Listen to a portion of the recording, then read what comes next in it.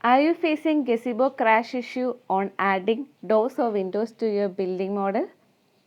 If yes, you can try this. First, you need to uninstall the existing version of Gazebo. For that, uninstall ros-melodic-gazebo-ros. Then remove lib-gazebo-ros.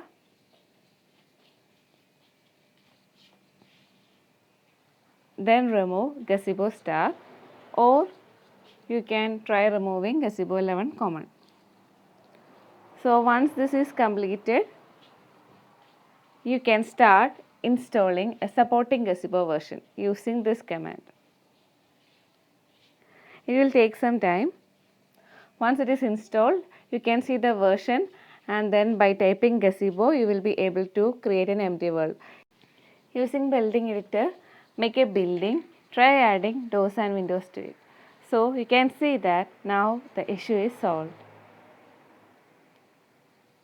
Give color to the building and then save.